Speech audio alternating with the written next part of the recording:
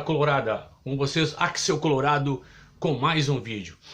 No vídeo de ontem que eu falei do Magrão, teve um colorado ali que fez um comentário, e nesse comentário ele falou, o Magrão, ele não é o campeão, ele não veio como referência, alguma coisa assim.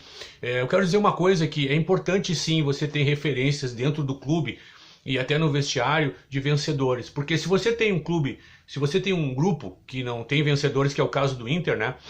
A não ser agora a chegada do Bruno Henrique, que se não me engano foi campeão brasileiro com o Palmeiras, você precisa dessa referência, ok?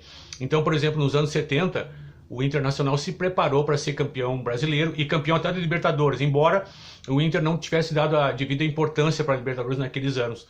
Eu me lembro que em 1980, na final contra o Nacional, antes do primeiro jogo, que foi numa quarta-feira no Beira-Rio, no domingo o Inter jogou contra o Esportivo em Bento. O Jair, numa entrevista, o Príncipe já disse que jogou aquele primeiro jogo com dores no tornozelo, o Mário Sérgio machucou o tornozelo. Imagina jogar com o Esportivo em Bento antes de uma final de Libertadores, né?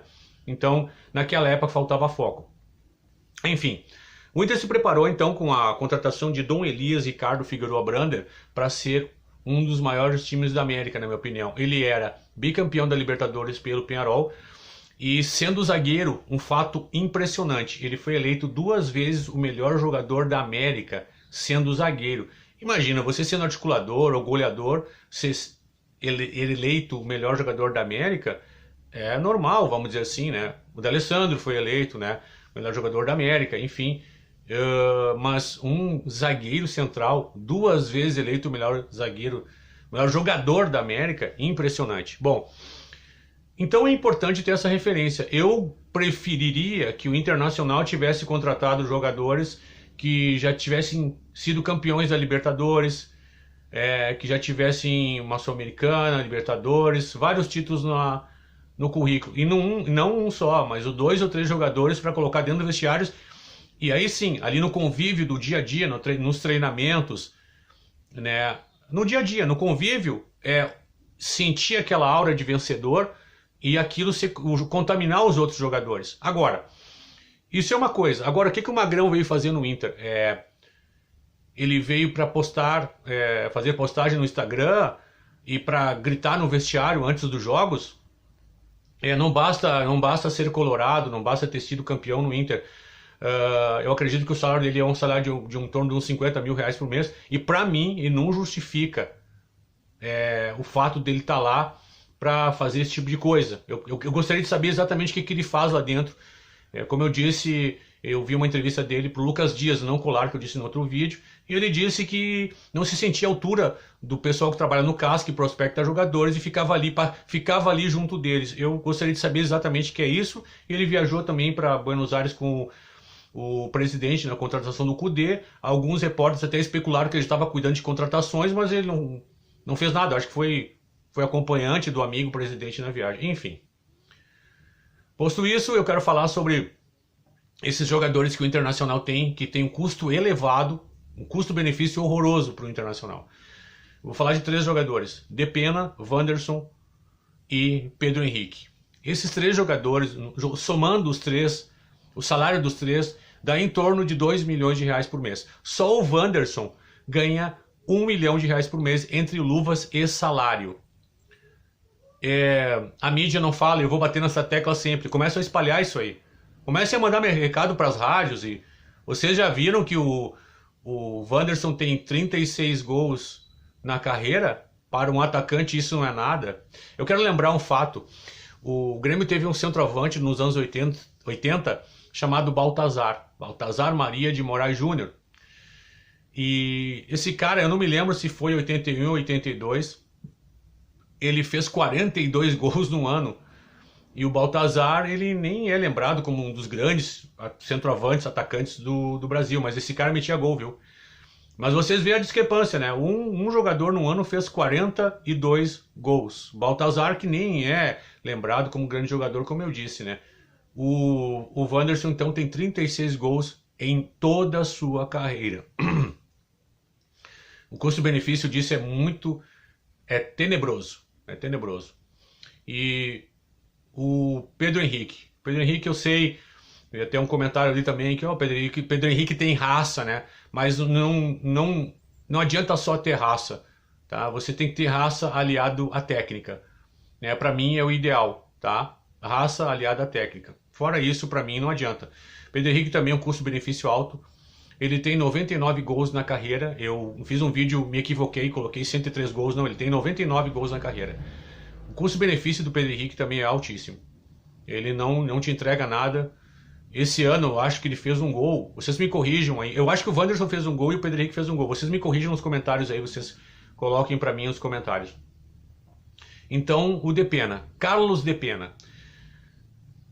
Esse aí é um caso complexo, né? É aquele jogador... Eu vi uma vez eu ouvi um vídeo muito interessante, né? Foi um comentarista, acho, da ESPN, e ele fazia comparações do time dele, né? Então ele fazia uma paródia, né? Então ele falou que tinha um jogador que era o camisinha, que todo mundo coloca, mas ninguém gosta, né? O Depena é esse jogador tático, né? Infelizmente nós temos sempre um jogador tático que não joga nada, que taticamente responde às obrigações que o treinador pede em campo. Meu senhor, eu me lembro do Abel com o Michel e o Gabiru. Eu no Beira-Rio vendo o jogo, depois indo para casa, eu ficava ouvindo no rádio a entrevista dele que o Michel tinha feito uma partida tática excelente. Aí tu no jogo, lá no estádio vendo, o cara errava os passes, não fazia nada, não desempenhava nada, né? Mas tem esse fantasma tático. Então o Depena é esse jogador tático, né? Parece que caiu nas graças do Kudê. Me parece que o Depena vai ser o Musto dessa nova passagem do Kudê no Internacional. Vocês lembram do Musto? Acho que vocês lembram do Musto, né? Então, todo treinador tem o seu jogador tático, a sua escolha tática. Infelizmente, o Carlos Depena, que é um jogador inútil, que não te entrega absolutamente nada, pelo contrário, é uma influência negativa no grupo, né? Porque ele é um jogador que ele não se esforça em nada. Ele não corre, ele não faz nada, ele não faz gol, ele não bate bem uma falta. É muito difícil você ver um jogador desse e ele não ter saído no jogo contra o River, não ter sido substituído. Para mim foi um absurdo aquilo, um assinte, um jogador que não te entrega nada. Então, esses três jogadores aí ganham em torno de 2 milhões de reais por mês. O Raymond Rodrigues, que foi para o São Paulo, o salário dele é 1,5 milhão por mês. Não era melhor você pagar 1,5 milhão para o Raymond Rodrigues e contratar um outro jogador que ganhasse 500, 600 mil, melhor do que esses três aí, e gastar esses mesmos 2 milhões? O Raymond Rodrigues, ele tem muito mais capacidade, já mostrou que ele tem muito mais capacidade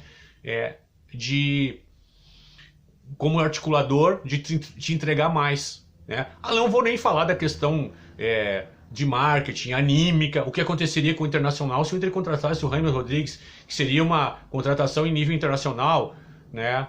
Enfim, então essa direção do Internacional, ela só tem decisões erradas, contratações horríveis, horrorosas, tá? Que nos causam muitos problemas. Esses jogadores aí estão no grupo e são debatidos nos programas de rádio, debatidos pelas pessoas, e eles não entregam nada. Pessoal, não se iludam, não se iludam, eles não trazem nada, eles não vão resolver nada, né?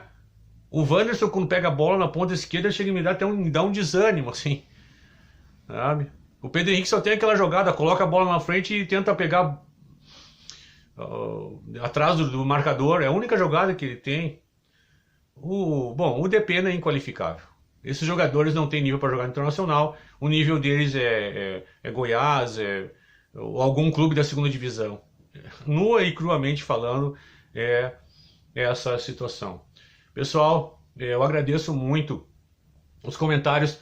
Teve um comentário até de um gremista que disse que se identificava com as minhas ideias.